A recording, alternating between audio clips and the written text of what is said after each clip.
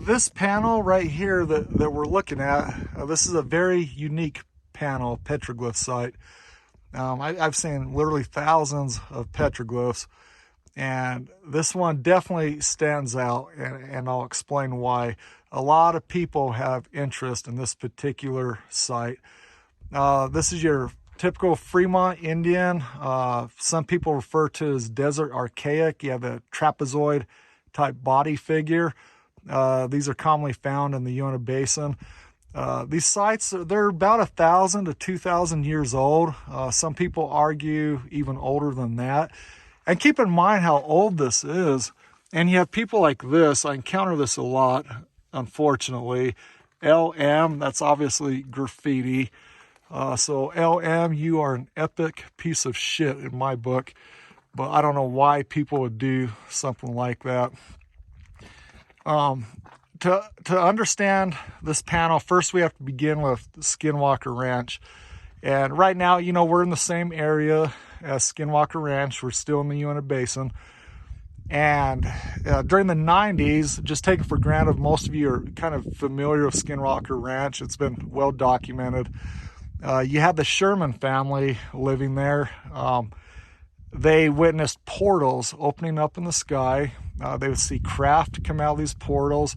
They'd see different creatures come out of these portals. They got scared off for different reasons, and then Bigelow and the Pentagon was involved, and they had a group of scientists at Skinwalker Ranch studying the ranch. And they also witnessed portals opening up in the sky and different beings or creatures coming out of these portals. Now, these portals are opening up now at that particular ranch and probably other places around the world, I'm sure. But the reason people are interested in this site is because it's depicting portals. And so these portals not only happen now, but they were happening thousands of years ago. And these people, these ancient people, were witnessing them. And I imagine it scared them. To understand that, this symbol right here represents a portal. This being right here, this is not depicting a human. It's depicting like an interdimensional type being, or you could say an alien for lack of better words. And this interdimensional being, he controls the portal. See, he's tethered to it. It's connected to him. Right over here, you got another portal. And this is where it gets very interesting. What these ancient people were depicting is you have creatures coming out of the portal. The same thing they witness in modern times at Skinwalker Ranch. You have some kind of animal figure here. See, he's fallen to represent he's coming out of the portal. You have a humanoid type figure here who's also falling and coming out of the portal.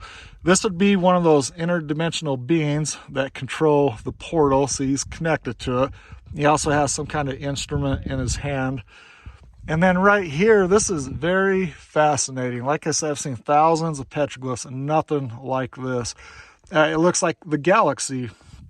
And what people believe is going on right here is when these ancient people would see this portal open up in the night sky, it looked like this to them, you know, like this gigantic vortex.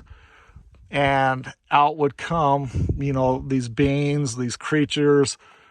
And that's kind of how a lot of people interpret this particular petroglyph. And we don't know. These people are long gone. They vanished thousands of years ago. So it's just a theory, that's all. But it's very interesting. I find it interesting. And when people hear stuff like that, it makes them feel uncomfortable. And I don't blame them. And I think the reason is because they think of it as like in a religious sense or a supernatural sense. And I would challenge you not to think of it like that, but think of it as technology, science. And, you know, like right now I'm filming this video on my iPhone. If I was to go back 2,000 years ago, it doesn't matter if I went to Europe, Asia, Africa, the Middle East, and I showed those ancient people my iPhone, they would deem it a magical device. They would probably think it was a gift from the gods. They'd probably think I was some sort of prophet. Or maybe, it'd be the opposite effect, and they would be really scared by it, and they'd think I was a demon or some kind of evil wizard or whatever. But it would really freak them out because they'd have no concept of the science and the technology and the engineering, and it's just simply an iPhone.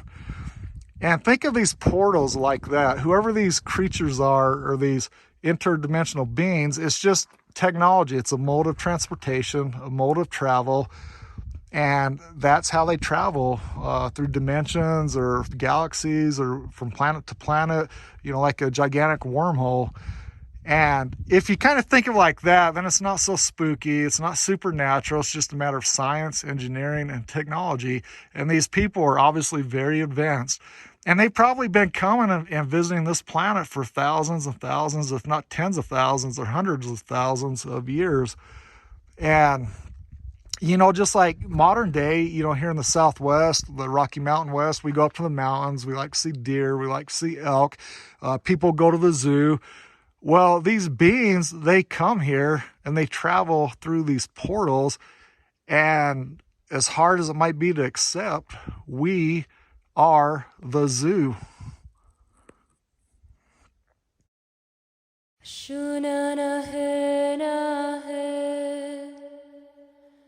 Pashunana hena ho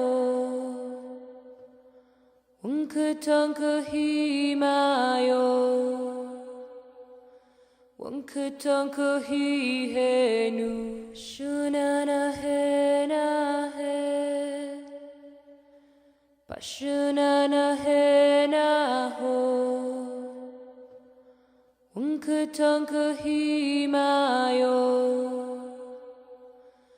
Unkatanka hi henu Pashunana hena he Pashunana hena ho Unkatanka himayo Wankatanka hi henu Pashunana hena he Pashunana hena ho Wankatanka himayo